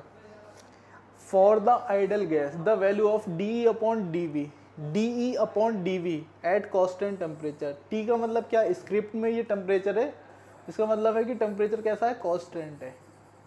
अगर यहाँ पे V होता तो वॉल्यूम कांस्टेंट हो जाता, P होता तो प्रेशर कांस्टेंट हो जाता, Q होता तो हीट कांस्टेंट हो जाती, V होता तो कौन सा प्रोसेस होता है ये आपका आइसोकोरिक होता, अगर P होता तो कौन सा प्रोसेस होता आपका आइसोबारिक प्रोसेस होता, अगर Q कांस्टेंट हो जाता कौन सा प्रोसेस होता, एडियाबैटिक प्रोसेस होता। तो इसमें आंसर क्या चला जाएगा आपका, जीरो। आपको पता बताया था मैंने कि जो आपका टेम्परेचर है, अगर टेम्परेचर कांस्टेंट कर दिया, आइसोथर्मल प्रोसेस कर दिया, दिख रहा है ना सभी को क्लियर। आइसोथर्मल प्रोसेस में क्या होता है कि चेंज इन इंटरनल एनर्जी आपकी कैसी हो जाती है, जीरो होगी। डी ई जीरो है तो डी वी क्या हो गया, तो डी ई की वैल्यू कैसी आ रही है, जीरो आ रही है, तो d E upon d V ये भी क्या हो गया, जीरो हो गया एट कांस्टेंट टेम्परेचर पे, एट कांस्टेंट टेम्परेचर पे। सिंपल था क्वेश्चन, कोई टफ क्वेश्चन नहीं था। फिर इसके बाद नेक्स्ट क्वेश्चन क्या था, नेक्स्ट क्वेश्चन देखेंगे। सेकंड क्वेश्चन क्या था, सेकंड क्वेश्चन है कि a thermodynamic quantity is that, ये क्या है, विच इज थर्मोडायनेमिक क्वांटिटी क्या होती थी कि जितना भी आपका state of function state of system होता था, थर्मोडायनेमिक क्वांटिटी की बात कर रहा है ना, क्वांटिटी क्या होता था, pressure, temperature, volume, internal energy, ये सब क्या होती थी, थर्मोडायनेमिक क्वांटिटी होती थी। और ये आपको कहाँ मिलती थी, स्टेट ऑफ फंक्शन, जो आपका स्टेट ऑफ फंक्शन है, quantity whose value depend only upon the state of the function. Thermodynamic quantity आपकी डिपेंड करेंगी, जो आपकी थर्मोडायनेमिक क्वांटिटी क्या होगी, प्रेशर हो गया, टेम्परेचर हो गया, वॉल्यूम हो गया, मोल्स हो गए, ये किसी भी सिस्टम की क्या है, थर्मोडायनेमिक क्वांटिटी है। तो ये सिर्फ और सिर्फ डिपेंड करेंगे स्टेट ऑफ सिस्टम पे डिपेंड करेंगी, सिर्फ और सिर्फ किस पे डिपेंड करेंगी, quantity whose value depend only upon the state of the system, system की स्टेट पे डिपेंड करेंगी। सिंपल सिंपल क्वेश्चन था, किस पे डिपेंड करेंगी, सिस्टम की स्टेट पे। तो ये सिंपल सा क्वेश्चन था। फिर इसके बाद नेक्स्ट क्वेश्चन देखते हैं। नेक्स्ट क्वेश्चन अगर इसकी बात करेंगे, थर्ड क्वेश्चन की बात करेंगे, थर्ड क्वेश्चन की अगर हम बात करेंगे, क्वेश्चन नंबर थर्ड, तो ये शायद topic when a gas is compress adiabatically and the reversibly the final temperature बताना है आपको। फाइनल टेम्परेचर क्या करेगा, तो सबसे पहले क्या है, कौन सा प्रोसेस है, एडियाबेटिक प्रोसेस, यानी क्यू की वैल्यू कितनी हो गई, जीरो हो गई, क्यू कैसा हो गया, जीरो। और एडियाबेटिकली प्रोसेस है आपका और रिवर्सिबल प्रोसेस है, तो क्यू की वैल्यू कैसी होगी, जीरो हो गई, क्यू की वैल्यू कैसी होगी, जीरो। एडियाबेटिक प्रोसेस में आपको पता है ना क्यू कैसा होता है, जीरो होता है। पहले हम बात कर ले रहे हैं थोड़ी first law of thermodynamics, first law of thermodynamics की बात करें, फर्स्ट लॉ ऑफ थर्मोडायनेमिक्स, उससे ही क्वेश्चन सॉल्व हो जाएगा। फर्स्ट लॉ ऑफ थर्मोडायनेमिक्स क्या होता है, first law of thermodynamics, first law of thermodynamics, energy of the universe is conserve, जो आपके यूनिवर्स की एनर्जी है वो कैसी है, कंजर्व है। एनर्जी ऑफ द यूनिवर्स कैसी है आपकी, कंजर्व है, energy of universe is conserve. Energy कैसी है, और आप लोग मतलब नॉर्मली ज़्यादातर क्या पढ़ते हैं कि एनर्जी क्रिएट नहीं की जा सकती है, डिस्ट्रॉय नहीं की जा सकती है, ट्रांसफ़र कर सकते हैं, ठीक है, एक सिस्टम से दूसरे सिस्टम में एनर्जी को क्या कर सकते हैं, ट्रांसफ़र कर सकते हैं। तो वो भी क्या है कि जब किसी भी एनर्जी को ट्रांसफ़र कर रहे हैं, आप देखेंगे ना कि ट्रांसफ़र करने का मतलब क्या हो गया कि किसी बॉडी में आप एनर्जी दे रहे हैं और वो बॉडी क्या कर रही है, एक बॉडी को आपने एनर्जी दी, एक बॉडी को क्या किया आपने, एनर्जी दी, यानी इनपुट दिया, तो वो बॉडी क्या करेगी, एनर्जी दूसरी बॉडी में ट्रांसफ़र कर देगी। या दो बॉडी ले लिया आपने, एक बॉडी को आप एनर्जी दे रहे हैं और वो क्या कर रही है, अपनी एनर्जी ट्रांसफ़र कर रही है दूसरी बॉडी में, दूसरी बॉडी में एनर्जी ट्रांसफ़र कर रही है। तो पहले तो आप एनर्जी को क्रिएट नहीं कर सकते, कहीं से क्रिएट नहीं कर सकते, ये कैसी, कंजर्व है। पूरे यूनिवर्स की एनर्जी कैसी है, conserve, energy of universe is conserve. यही आपका फर्स्ट लॉ ऑफ थर्मोडायनेमिक्स है। ये एनर्जी ऑफ द यूनिवर्स इस कैसी है, कंजर्व। तो सिंपल सा आपका सिस्टम है कोई,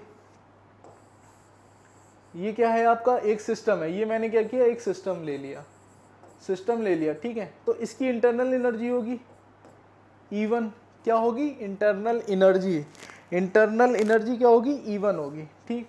इंटरनल एनर्जी है इसकी E1। तो आपने क्या किया कि इसके ऊपर कुछ हीट सप्लाई कर दी, सिस्टम के ऊपर क्या किया आपने, कुछ ना कुछ हीट सप्लाई कर दी। कितनी हीट सप्लाई की आपने, Q हीट सप्लाई कर दी। कितनी हीट सप्लाई की, Q हीट सप्लाई की। एक सिस्टम था, सिस्टम को आपने क्या किया, उसको एनर्जी दे दी। उसकी सिस्टम की अपनी एनर्जी कुछ ना कुछ तो पहले से होगी, इंटरनल एनर्जी हर सिस्टम के पास कुछ ना कुछ रहती है। 3.3 सेकंड का थर्ड, अच्छा थर्ड का थर्ड, चलो अभी बात कर ले रहे हैं।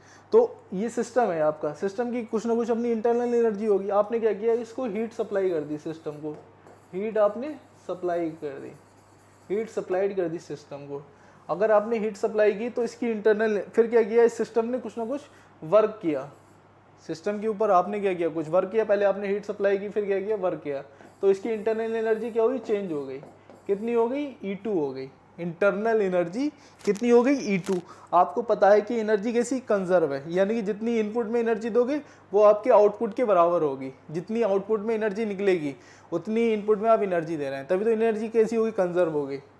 तो E1 plus Q plus W equal to कितना हो जाएगा, E2 हो जाएगा। कितना हो जाएगा, E2। अगर मैं E1 को यहाँ उठा के ले गया तो E2 माइनस कैसा हो गया, E1 equal to Q plus क्या हो गया, W हो गया। अब E2 माइनस E1 क्या हो गया, डेल E बराबर क्या हो गया, Q प्लस W। ये आपकी फर्स्ट लॉ ऑफ थर्मोडायनेमिक्स की इक्वेशन आ जाती है, सिंपल। डेल E बराबर क्या हो गया, Q प्लस W। ये आपकी इक्वेशन है, del E Q plus W। तो ये आप याद रखेंगे, मोस्ट इम्पोर्टेंट, ये आपकी मोस्ट इम्पोर्टेंट इक्वेशन है जिसको आप याद रखेंगे, जिसको फर्स्ट लॉ ऑफ थर्मोडायनेमिक्स भी बोलते हैं। यानी कि किसी भी सिस्टम की चेंज ऑफ इंटरनल एनर्जी, उसकी हीट सप्लाई, कितनी हीट आप सप्लाई कर रहे हैं, ठीक है। Q क्या है, हीट हो गई, सिस्टम की क्या हो गई, हीट हो गई।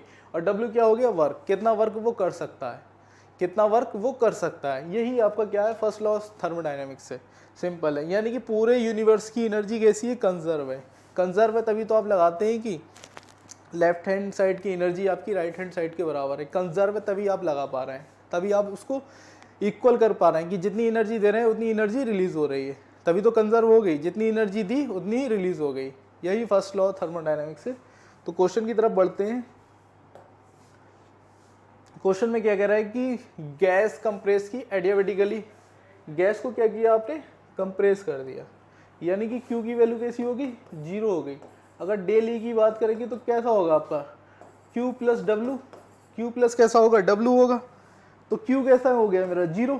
तो डेल E की वैल्यू कैसी आ गई, डेल E बराबर क्या आ गया, डेल E बराबर आ गया मेरा सिंपल,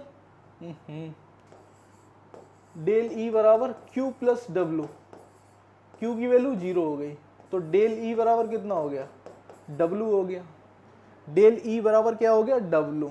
डेल E बराबर W है, यानी कि change of internal energy, change of internal energy की बात करेंगे तो ये कैसी आ रही है, पॉजिटिव आ रही है, पॉजिटिव आ रही है ना। ये क्वांटिटी कैसी आ रही है, पॉजिटिव। कैसी आ रही है, पॉजिटिव आ रही है। कैसी आ रही है, ये पॉजिटिव आ रही है। ये क्वांटिटी कैसी आ रही है आपकी, पॉजिटिव आ रही है। अगर ये क्वांटिटी आपकी पॉजिटिव आ रही है तो एक फार्मूला होता है कि डेल E बराबर NCV/dt। NCV/dt ये भी आगे आएगा, ये क्वेश्चन आगे का क्वेश्चन आ गया। चलो देख लेते हैं, कॉन्सेप्ट पता चल ही जाएगा। डेल E बराबर NCV/dt। NCV/dt एडियाबेटिक प्रोसेस में Q की वैल्यू कैसी होती है, 0 होती है, ये तो सभी को पता होगा। हीट कैसी रहती है, हीट आपकी कांस्टेंट है, यानी कि हीट सिस्टम के अंदर इंटरेक्ट नहीं करा सकते। जितने भी एडियाबेटिक प्रोसेस होते हैं उसमें हीट कैसी रहती है, कांस्टेंट रहती है। कैसी रहेगी, कांस्टेंट। Q की वैल्यू कैसी होगी, 0 हो गई। तो इंटरनल एनर्जी बराबर क्या हो गया, वर्क डन हो गया। अब इंटरनल एनर्जी कैसी, पॉजिटिव है। कैसी है, पॉजिटिव। तो NCV/dt ये फॉर्मूला होता है। इंटरनल एनर्जी का मतलब है कि total energy content of a system, total energy content, जितनी भी टोटल एनर्जी है उसके पास वो सारी की सारी इंटरनल एनर्जी के बराबर हो गई। या आप ऐसे बोल सकते हैं कि total heat supply by the system eight constant volume. Constant volume पे सिस्टम के अंदर जितनी भी आप हीट सप्लाई करोगे वो आपकी इंटरनल एनर्जी के बराबर हो जाएगी। टोटल हीट सप्लाई, जितनी भी आप हीट सप्लाई कर रहे हैं सिस्टम को, जैसे ये मेरा सिस्टम हो गया, इंटरनल एनर्जी की बात कर लें, अगर सिस्टम है, ये सिस्टम है, इसको आप जितनी भी हीट सप्लाई कर रहे हैं, हीट अगर आप क्या कर रहे हैं, हीट सप्लाई कर रहे हैं सिस्टम के ऊपर एट कांस्टेंट वॉल्यूम। वॉल्यूम कैसा होना चाहिए मेरा, कांस्टेंट होना चाहिए। तो कांस्टेंट वॉल्यूम पे जितनी भी आप हीट सप्लाई करेंगे वो आपकी इंटरनल एनर्जी के बराबर हो जाएगी। टोटल हीट सप्लाई, जितनी भी आप हीट सप्लाई कर रहे हैं कांस्टेंट वॉल्यूम, वॉल्यूम चेंज नहीं हो रहा है, तो वो आपकी किसके बराबर हो गई, इंटरनल एनर्जी के बराबर। तो इंटरनल एनर्जी कैसी है मेरी, पॉजिटिव है। इंटरनल एनर्जी कैसी है, पॉजिटिव है। अगर इंटरनल एनर्जी पॉजिटिव है तो आपका फॉर्मूला क्या था, डेल ई लिख दो या डी ई, क्या होगा आपका एनसीवी dt। एनसीवी dt का मतलब क्या हो गया, अगर मैं इसमें देख लूँ, ये इतना एक फार्मूला आपका ये है एनसीवी dt, नोट पे ही खोलना पड़ेगा आगे, डेल ई बराबर एनसीवी dt, सही है ना, एनसीवी dt। एनसीवी अगर dt की बात करेंगे तो dt क्या होगा, dt is the temperature change. तो ये वैल्यू पॉजिटिव है, तो ये वैल्यू पॉजिटिव कब होगी, तो ये आपका, ये तो आपका मोल्स हो गया, ये मोलर हीट कैपेसिटी हो गई, ये dt हो गया। dt क्या होता है आपका, final minus initial, final minus initial, final minus initial. तो ये quantity final minus initial, final minus initial करेंगे, फाइनल माइनस इनिशियल करेंगे, फाइनल माइनस इनिशियल करेंगे, तो ये पॉजिटिव कब होगी, ये तो पॉजिटिव ही है, ये भी पॉजिटिव है। तो ये क्वांटिटी कब पॉजिटिव होगी, जब फाइनल इनिशियल से ज़्यादा होगा। फाइनल आपका इनिशियल से कैसा होगा, ये T F final is greater than T I initial, ये कंडीशन सेटिस्फाई होगी, तभी आपका डी ई यानी कि जो आपकी इंटरनल एनर्जी है वो आपकी पॉजिटिव होगी। कैसी होगी, पॉजिटिव। यानी कि टेम्परेचर जो होगा आपका, टेम्परेचर की बात करेंगे, यही टेम्परेचर बोला, higher than the initial temperature. पहला वाले में ऑप्शन क्या दे रखा है, पहला ऑप्शन क्या दे रखा है आपको, when a gas is compress adiabatically and the reversibly the final temperature कैसा होगा, फाइनल टेम्परेचर पूछा है आपसे, तो हायर देन द इनिशियल, एक ऑप्शन ये है, लोअर देन द इनिशियल, एक है आपका सेम टेम्परेचर हो जाएगा, इंटरनल एनर्जी जीरो होगी। अगर depend upon the rate of the compression, इस पर डिपेंड ही नहीं करेगा, ठीक है। तो टेम्परेचर कैसा होगा, डेल ई बराबर क्या था आपका, Q प्लस डब्ल्यू, ये जीरो, तो डेल ई बराबर कितना आ गया, W, क्योंकि एडियाबेटिक प्रोसेस है, W के बराबर आ गया इंटरनल एनर्जी। अगर इंटरनल एनर्जी ये पॉजिटिव है तो क्या होगा आपका एनसीवी dt, ये तो पॉजिटिव होगा। और ये पॉजिटिव कब होगा, ये पॉजिटिव होगा जब आपका T final minus T initial, T final minus T initial कैसा होगा, पॉजिटिव होगा ये। और ये पॉजिटिव कब होगा, जब आपका फाइनल टेम्परेचर कैसा होगा, इनिशियल से ज़्यादा होगा। ऑप्शन क्या हो जाएगा, फर्स्ट ऑप्शन हो जाएगा। ऑप्शन क्या हो जाएगा आपका, फर्स्ट ऑप्शन। क्लियर है ये क्वेश्चन, क्लियर है कि नहीं है, जल्दी से कमेंट करके बता दें क्या ये क्वेश्चन समझ में आया कि नहीं आया। अच्छा क्वेश्चन था ये, क्वेश्चन अगर बात करेंगे क्लियर है कि नहीं है, कमेंट करके बताएं जल्दी से, क्या ये क्वेश्चन समझ में आया। ओके ठीक है वर्षा, आगे बढ़ते हैं। इसका आंसर बताइए आप लोग, which one is the state function. State function क्या है मेरा, स्टेट फंक्शन बताइए कि which one is the state function, which one is the state function, which one is the state function. तो पहले कह रहा है heat supply at constant volume, ये तो एंथैल्पी होती है। अगर heat supply at constant volume del E हो गई, और ये आपका एंथैल्पी हो गई, एंथैल्पी की बात ही कर दी उसने। All of the above, option क्या होगा जल्दी से बताएंगे। स्टेट फंक्शन क्या होते हैं, जो आपका इनिशियल और फाइनल पे डिपेंड करेगा। स्टेट फंक्शन वही तो होते हैं। अगर स्टेट फंक्शन की बात करेंगे हम, तो स्टेट फंक्शन क्या होंगे, स्टेट फंक्शन की अगर बात करेंगे, किसकी बात करेंगे, स्टेट फंक्शन की। तो स्टेट फंक्शन मेरे क्या होते हैं, मुझे ए से कहाँ जाना है, बी पे जाना है। ये कैसा हो गया, ए से बी पे जाना है, ये तो इनिशियल हो गया, किसी भी सिस्टम की इनिशियल पॉइंट हो गया। और ये क्या हो गया, ये आपका फाइनल हो गया, कैसा हो गया, फाइनल। ये आपका क्या हो गया, फाइनल। तो स्टेट फंक्शन सिर्फ और सिर्फ डिपेंड करेगा इनिशियल और फाइनल स्टेट पर डिपेंड करेगा। ये सिस्टम की इनिशियल स्टेट है सिस्टम की, और ये इस सिस्टम की क्या है, फाइनल स्टेट है। तो इनिशियल और फाइनल पे डिपेंड करेगा, इनिशियल और फाइनल पे डिपेंड करेगा, बाकी किसी पे डिपेंड करेगा ही नहीं। किस पाथ से गए आप, यहाँ से गए, यहाँ से गए, यहाँ से गए, यहाँ से ऐसे नाचते हुए गए, यहाँ से डांस करते हुए गए, इस तरीके से कोई मतलब ही नहीं है। सीधे सीधे डिपेंड करेगा इनिशियल और फाइनल पॉइंट पे। तो मैंने आपको बताया था कि वर्क और हीट आपकी क्या है, पाथ फंक्शन है। बाकी जितने भी हैं, बाकी सिस्टम की जितनी भी प्रॉपर्टी है वो आपकी क्या है, आपकी स्टेट फंक्शन है। तो ऑप्शन क्या हो जाएगा, फोर्थ का fourth, all of the above. Fourth का फोर्थ क्लियर हो गया ना, इजी क्वेश्चन है।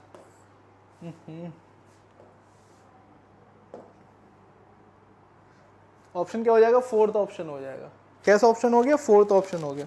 Fifth, which represent the largest amount of the energy. सबसे ज्यादा एनर्जी कितनी होती है, एक कैलोरी में कितना होता है, एक कैलोरी में आपका 4.18 जूल होता है। सबसे ज़्यादा जो आपकी एनर्जी अमाउंट होगा वो किस में होगा, कैलोरी में होगा। क्लियर है, कैलोरी में कितना होता है, 1 कैलोरी इक्वल टू कितना हो गया, 4.18। ये आप नोट कर लेंगे। 1 कैलोरी में आपका जूल कितना होता है, 4.18 जूल होता है। क्लियर है, एक कैलोरी में कितना होगा, 4.18 होगा। क्लियर, सिंपल क्वेश्चन था। इसके बाद नेक्स्ट क्वेश्चन देखेंगे। नेक्स्ट क्वेश्चन में आप जल्दी से कमेंट करके बताएं। नेक्स्ट क्वेश्चन की अगर बात करेंगे, नेक्स्ट क्वेश्चन, तो नेक्स्ट क्वेश्चन क्या है कि the work done by the weightless piston is causing an expansion delta we at a constant temperature. कैसा है टेम्परेचर, कांस्टेंट टेम्परेचर है। When a opposing pressure P is variable is given by, 4 आपको expression दे रखे हैं। तो ये तो आपको मैंने बताया था कि W इक्वल टू 0 कब होता है, जब आपका डेल V 0 यानी कि dV 0, सॉरी डेल V 0 हो, डेल V 0 हो तो कोई ज़रूरी नहीं है कि आपका 0 होगा। W कब 0 होगा, जब आपका dV 0, dV 0, dV 0 क्या हो, dV यानी कि वॉल्यूम कैसा हो, कांस्टेंट हो, वॉल्यूम चेंज ही नहीं हो रहा है, वॉल्यूम कांस्टेंट है। तो dV कैसा है, 0 है। अगर dV 0 है तो कौन सा प्रोसेस होगा आपका, आइसोकोरिक प्रोसेस होगा, आइसोकोरिक प्रोसेस। ठीक है, तो सेकंड ऑप्शन तो ये हो गया। ठीक है, सेकंड ऑप्शन की बात कर ली। सिक्स्थ का बताएंगे जल्दी से, सिक्स्थ का क्या होगा। अगर बात करेंगे तो work done by the weightless piston, ये वर्ड मैंने आपको बताया था, वेटलेस पिस्टन है या मासलेस है, वेटलेस या मासलेस, वेटलेस या मासलेस या मैक्सिमम वर्क डन पूछ रहा है आपसे। तो रिवर्सिबल प्रोसेस में अगर टेम्परेचर कैसा है, कांस्टेंट है, यानी कि आइसोथर्मल प्रोसेस है। कैसा प्रोसेस है ये, आइसोथर्मल प्रोसेस है, आइसोथर्मल प्रोसेस है आपका। वेटलेस पिस्टन लिखा हुआ है, यानी कि बात करेगा वो रिवर्सिबल आइसोथर्मल प्रोसेस की, बात करेगा वो reversible isothermal process, reversible isothermal process. ये कैसे पता चला मुझे, इसकी भी बात कर ले रहे हैं। टेम्परेचर कांस्टेंट आइसोथर्मल हो गया, आप सभी को पता है क्या होगा वो, टेम्परेचर कांस्टेंट हो गया तो क्या हो गया, आइसोथर्मल हो गया। ठीक है, अब वेटलेस पिस्टन की बात की तो वेटलेस का मतलब है कि प्रोसेस कौन सा है आपका, रिवर्सिबल प्रोसेस है। कैसा प्रोसेस है, रिवर्सिबल प्रोसेस है। आपको पता है कि वेटलेस पिस्टन होगा, रिवर्सिबल प्रोसेस जो होंगे उसमें क्या होता है कि मासलेस पिस्टन भी होता है, वेटलेस पिस्टन भी होता है, या जो मैक्सिमम एक्सटर्नल प्रेशर होगा, अगर मैक्सिमम एक्सटर्नल प्रेशर मिल रहा है तो वो रिवर्सिबल प्रोसेस है। कौन सा प्रोसेस होगा, रिवर्सिबल। अगर आपको वर्क डन कैसा मिल रहा है, मैक्सिमम मिल रहा है, तो वो भी आपका कैसा है, रिवर्सिबल प्रोसेस है। इसके अलावा बाकी का जितने भी प्रोसेस हैं सारे के सारे इरिवर्सिबल प्रोसेस हैं, अगर क्वेश्चन में गिवन नहीं है। अगर ये कंडीशन आपको नहीं दे रखी है, अगर ये कंडीशन आपको नहीं दे रखी है तो इसका आंसर भी देख लेंगे अभी क्या आएगा। रिवर्सिबल और इरिवर्सिबल,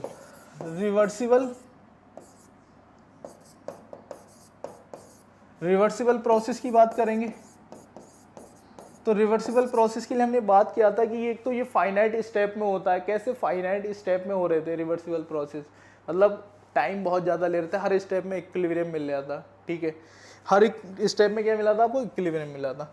तो एक तो इसमें क्या होगा कि जो इसमें पिस्टन होगा वो तो वेटलेस होगा, कैसा पिस्टन होगा? वेटलेस पिस्टन होगा। दूसरा क्या हो सकता है कि जो पिस्टन होगा वो आपका फ्रिक्शनलेस होगा। कैसा होगा? फ्रिक्शनलेस पिस्टन होगा। Frictionless piston. यहाँ क्या है आपका? वेटलेस पिस्टन है।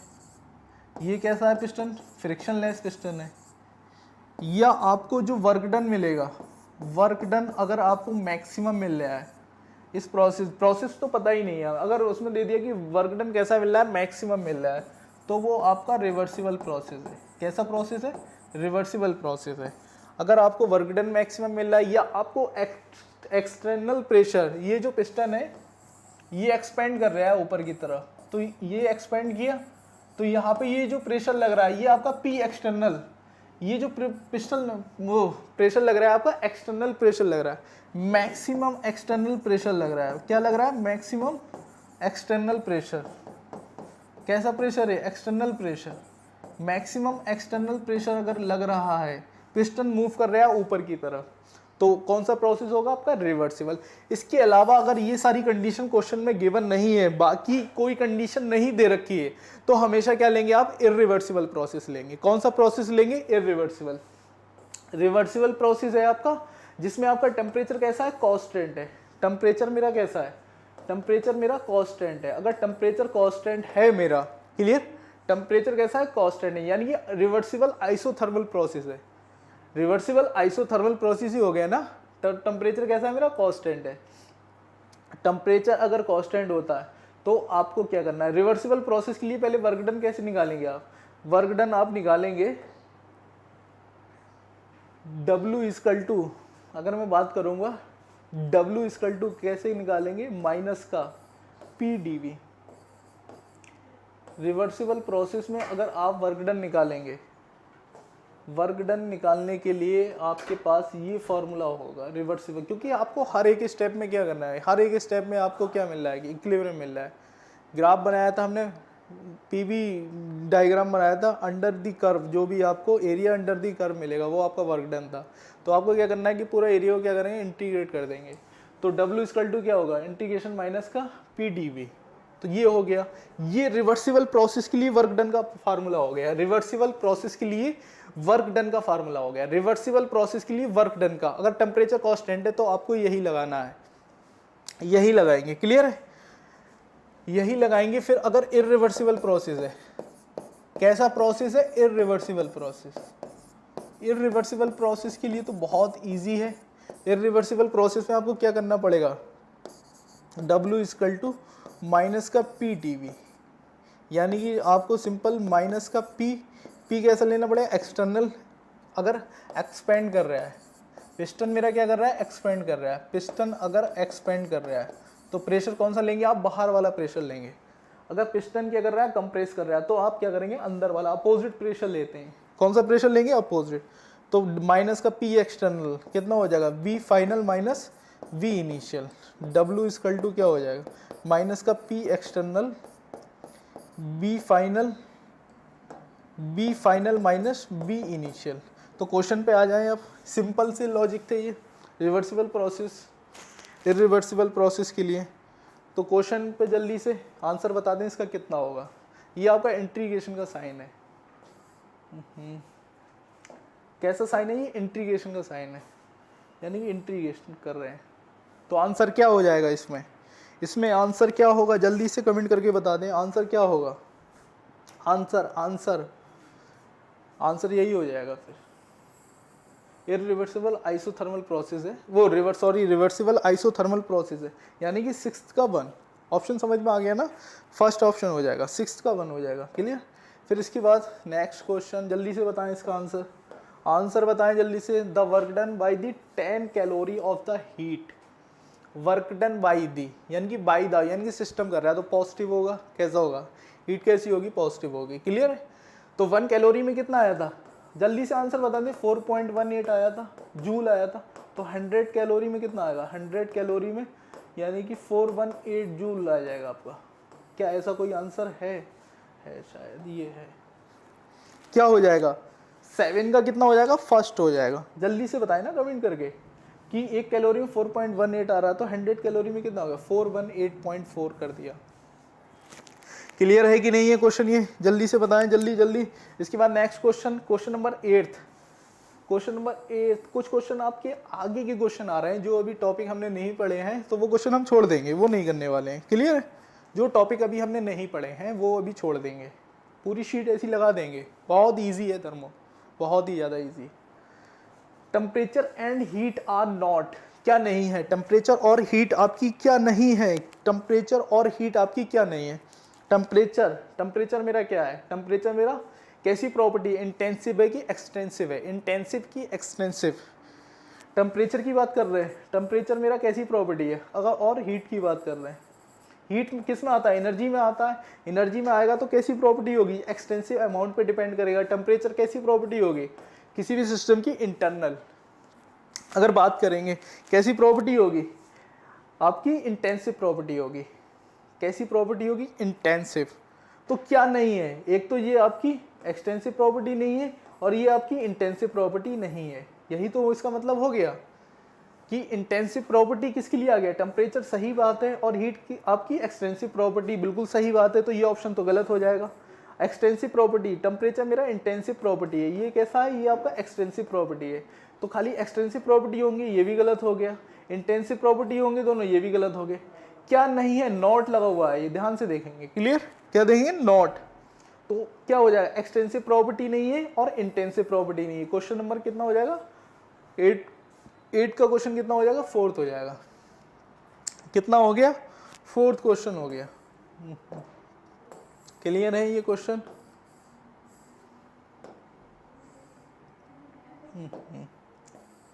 ये भी एडियाबेटिक रिलेशन है।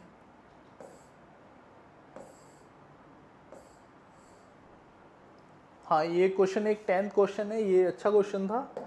ये भी देख लेंगे कि Q इक्वल टू माइनस का W इज नॉट ट्रू। किसके लिए ट्रू नहीं है ये? Q इक्वल टू माइनस का W। Q इक्वल टू कैसा है आपका? माइनस का W। Q equal to minus का W किसके लिए ट्रू नहीं है? जल्दी से कमेंट करके बताएं। Q इक्वल टू माइनस का W,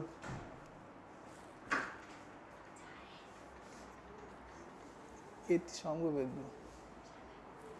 Q equal to minus का W, तो आपको पता है ना कि Q इक्वल टू माइनस का W, यानी कि डेल्टा E बराबर क्या होता है आपका? Q plus W। अगर ये 0 है यानी कि डेल्टा E 0, यानी कि टेम्परेचर कैसा? कांस्टेंट है। टेम्परेचर अगर कांस्टेंट है तो आइसोथर्मल प्रोसेस है। कैसा प्रोसेस है? आइसोथर्मल। क्लियर? तो आइसोथर्मल प्रोसेस तो होगा नहीं। क्लियर? अगर बात करेंगे साइक्लिक प्रोसेस में, अगर बात करेंगे तो डेल्टा ई मेरा कैसा हो जाएगा? 0 हो जाएगा। अगर डेल्टा ई 0 है तो W इक्वल टू माइनस, यानी कि इसके लिए भी सही है। तो एडियाबेटिक प्रोसेस में क्या होता है? Q बराबर 0 होता है। एडियाबेटिक प्रोसेस में Q बराबर 0, तो एडियाबेटिक प्रोसेस कैसा होगा? नॉट ट्रू होगा। ऑप्शन क्या हो जाएगा? Not true. क्या ये क्वेश्चन समझ में आया कि नहीं आया? क्वेश्चन नंबर 10 जल्दी से कमेंट करके बताएं। क्वेश्चन नंबर 10 का सेकंड हो जाएगा। ठीक है, तो आज हम लोग इतने ही क्वेश्चन करते हैं, ज़्यादा क्वेश्चन नहीं किए आज हम लोगों ने, कम ही किए हैं। इसके आगे फिर हम क्या करेंगे? थ्योरी अपनी आगे बढ़ाएंगे, जो भी जितनी थ्योरी हमने कवर कर ली थी, क्योंकि कुछ क्वेश्चन ऐसे आ रहे हैं जो अभी हमने थ्योरी नहीं की है। तो जितनी थ्योरी आपने कवर कर रखी है वो सारे क्वेश्चन आपके लग जाएंगे यहाँ पे। क्लियर? तो आज इतना ही करते हैं, और happy Holi all of you जितने भी हैं। होली बहुत करीब है, सभी को होली की मुबारकबाद। आज इतना ही करते हैं, मिलते हैं नेक्स्ट टर्न पे। तब तक के लिए धन्यवाद।